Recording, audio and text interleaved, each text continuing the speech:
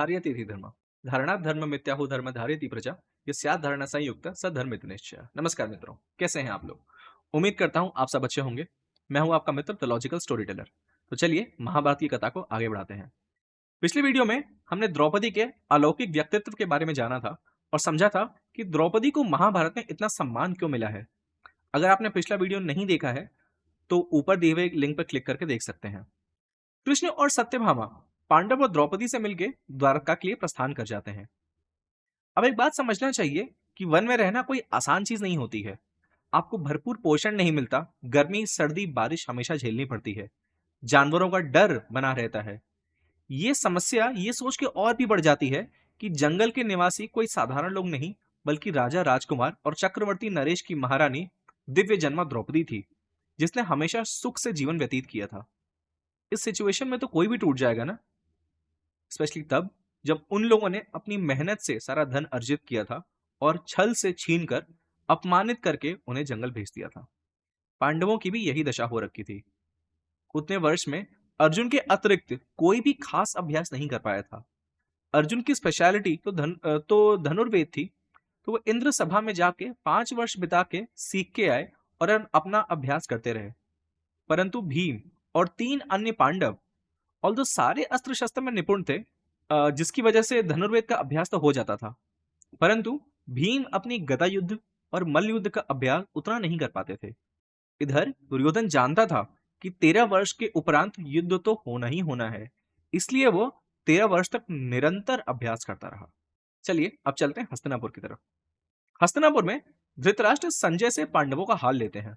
संजय बताते हैं कि पांडव कितनी कठिनाई से अपना जीवन व्यतीत कर रहे हैं। धृतराष्ट्र इस पर अत्यंत चिंतित हो जाते हैं। वो पांडवों की तारीफ और अपने पुत्रों में दोषारोपण करते हुए कहते हैं कि बचे हुए वर्ष समाप्त होते ही पांडव अपनी क्रोध की वर्षा करेंगे और मेरे पुत्र उसमें अवश्य दग्ध हो जाएंगे, इसमें संशय नहीं है। उसके बाद वे 5 पांडवों की और तारीफ करते हैं और दुर्योधन, शकुनी, दुशासन और कर्ण को काफी कटु वचन कहते हैं।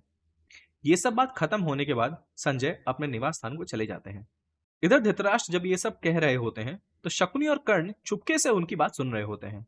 वो आके दुर्योधन को बताते हैं कि कैसे पांडव अपने वन का समय कहां बिता रहे हैं। उनकी स्थिति के बारे में सुनकर दुर्योधन सहित उसके अन्य मित्र अति प्रसन्न होकर ठहाके लगा के प्रसन्न हो रहे होते हैं।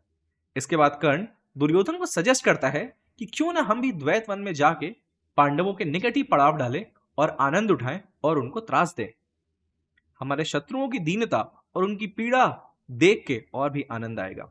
अब मैं जैसे जैसे महाभारत को और गहराई से अध्ययन करता जा रहा हूं तो मुझे ये और भी लगता जा रहा है कि कर्ण कितना ही निकृष्ट योद्धा था, जिसमें क्रोध, लोभ, मद और मात्सर्य की भावना भरी हुई थी। जैसे छल से पांडवों को हरा देना अभी कम नहीं था कि द्वैत वन में जाके पांडवों को और पीड़ा देने का सुझाव दे रहा है। मुझे पता है कि अगर कोई कर्ण फैन इसको सुनेगा तो उसको बिल्कुल पसंद नहीं आएगा, परंतु आंख मूंद लेने से सूर्य का प्रकाश लुप्त नहीं हो जाता। खैर खैर दुर्योधन ये सुनने के बाद प्रसन्न तो हो जाता है, परंतु कहता है कि इसके लिए पिताजी कभी आज्ञा नहीं देंगे। जैसा कि तुम ही लोग ने बताया कि पिताजी का हृदय पांडवों के लिए अभी भी विचलित है। द्यूत के लिए भी मैंने बहुत मुश्किल से मनाया था, इसलिए तुम लोग भी इस विषय में सोचो और बताओ कि क्या उपाय किया जाए जिससे पिताजी मान भी जाए और कोई वृद्ध हमारी नीयत के बारे में जान भी ना सके। ये सब बोल के लोग सोने चले जाते हैं। अगले दिन सुबह सुबह कर्ण दुर्योधन के पास आता है और कहता है कि इस वक्त हमारी सारी गौएं द्वैत वन में ही है। इस समय गौओं की गिनती और ग्वालों की देख रेख के बहाने हम जरूर जा सकते हैं। इस पे आपके पिताजी कभी मना नहीं करेंगे। शकुनी भी कर्ण की बात से सहमति रखता है और वो लोग धृतराष्ट्र के भवन में जाते हैं। अब इन लोगों की बात और बिलीवेबल लगे, इसलिए दुर्योधन ने पहले से एक सामंग नामक ग्वाले को सिखा पड़ा के सेट कर लिया था। इन लोगों के पहुंचते ही वो पीछे से आता है और धृतराष्ट्र से कहता है कि महाराज, इस वक्त आपकी गौएं आपके काफी समीप आई हुई हैं। उनकी गणना और सेहत के लिए आप आकलन कर लेते तो अच्छा होता। इसके बोलते ही दुर्योधन यह प्रस्ताव रखता है कि क्यों ना हम सब द्वैत मन में जाके ये कार्य संपन्न करके आए। धृतराष्ट्र तुरंत कहते हैं कि मैं तुम लोगों की नीयत जानता हूं। पांडव भी इस वक्त द्वैत वन में ही ठहरे हुए हैं। तुम लोग निश्चित ही उनको पीड़ा देने के बहाने जा रहे हो। इस समय अगर तुम लोगों ने कुछ भी किया तो अर्जुन और भीम तुम सबका वध कर देंगे।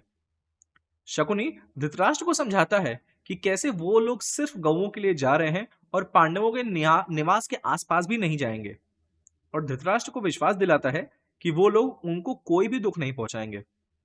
अंत में धृतराष्ट्र मान जाता है और दुर्योधन चल देता है। अब लिखा हुआ है कि दुर्योधन के साथ 8,000 रथ, 30,000 हाथी, 9,000 घोड़े और कई हजार पैदल सेना सुरक्षा के लिए जाती है। इसके साथ कई स्त्रियां, रसोइये, सामान ढोने के लिए छकड़े और अन्य चीजें भी चलती हैं। दुर्योधन ने द्वैत वन में छावनी डाली, जो पांडव के निवास के काफी करीब था। दुर्योधन ने सर्वप्रथम गौवों, बछड़ों, बछिया, बैल, भैंस आदि के गिनने का काम खत्म किया। इसके बाद उसने क्रीड़ा भवन तैयार करवाया और नाच गाना और स्वादिष्ट भोजन बनने लगा। इस पूरी क्रीड़ा की आवाज और सुगंध कई कोस तक फैल गई और वहां के वासियों को दान देकर आनंद से रहने लगा।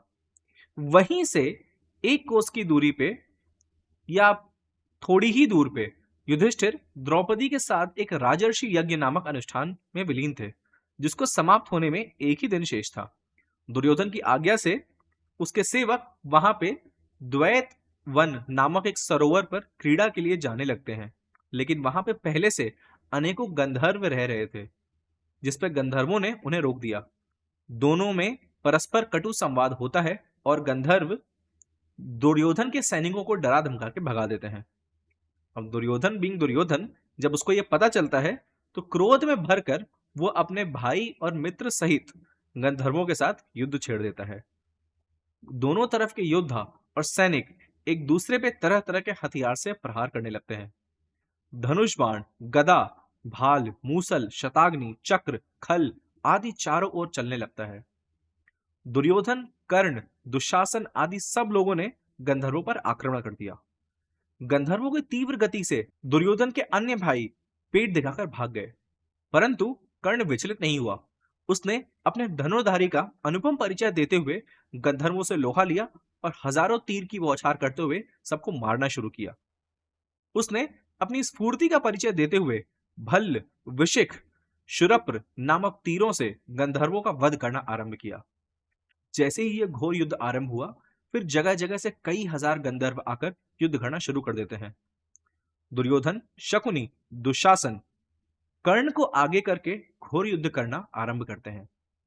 जब गंधर्वों के राजा चित्रसेन ने देखा कि उनकी सेना बिना किसी के नेतृत्व के कमजोर पड़ रही है, तो चित्रसेन स्वयं युद्ध भूमि में आ जाते हैं। दुर्योधन सहित कर्ण, दुशासन और शकुनी बड़ी बहादुरी के साथ युद्ध करने लगते हैं, परंतु गंधर्वों की संख्या के सामने उनकी एक नहीं चलती है। गंधर्वों ने कर्ण को मार देने की इच्छा से उस पर एक साथ हमला किया और उसके घोड़े और सारथी को मार गिराया।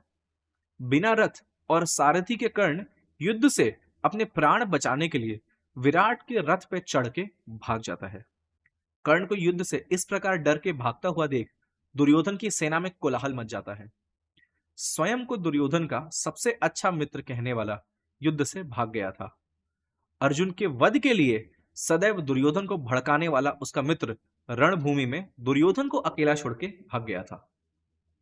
इसके बाद तो गंधर्वों ने दुर्योधन को भी बंदी बना के आकाश मार्ग से अपहरण कर लिया। गंधर्वों ने दुर्योधन सहित कौरवों को बंदी बना लिया था और स्वर्गलोक ले जा रहे थे। कुछ सैनिक जो गंधर्वों की मार से पराजित होकर भाग गए थे, वो लोग युधिष्ठिर की कुटिया में जाके उनसे मदद की गुहार करते हैं। उनकी गुहार सुनकर भीमसेन कहते हैं, जो हुआ अच्छा हुआ। वो मूर्ख दुर्योधन यहाँ आके हमारा तिरस्कार करना चाहता था और अभिमान में आके उसने गंधर्वों को ललकार दिया। उसने हमारे साथ कपट किया, आज उसको उसका फल मिल रहा है। वो पिछले कई साल से हमारी राजगद्दी पर राज कर रहा है और हम अत्यंत दारुण दुख में जीवन व्यतीत कर रहे हैं। जो काम हमें घोड़े, हाथी इत्यादि के साथ करना पड़ता, वो उसके साथ गंधर्वों ने कर दिया, तो हम क्यों जाएं उसकी मदद करने। युधिष्ठिर ये सुनकर अपने भाइयों को समझाते हैं और दुर्योधन को छुड़ाने के लिए मना के भेज देते हैं। इसके बाद सदर्न रिसेंशन, जो व्यास महाभारत का एक मैन्युस्क्रिप्ट है, उसने लिखा है कि दुर्योधन भी सहायता के लिए पांडवों को आवाज देता है और मदद के लिए पुकारता है, परंतु नीलकंठ कमेंट्री और क्रिटिकल एडिशन में ऐसा कहीं नहीं दिया है। तो ये मानना गलत नहीं होगा कि दुर्योधन ने मदद की गुहार नहीं लगाई थी। युधिष्ठिर की ये बात सुनकर सव्यसाची धनंजय ने वहां प्रतिज्ञा ली कि अगर गंधर्वों ने कौरवों को नहीं छोड़ा तो आज धरती गंधर्वों का रक्तपान करेगी। चारों पांडव अपने अस्त्र शस्त्र लेके चल पड़ते हैं गंधर्वों से युद्ध करने।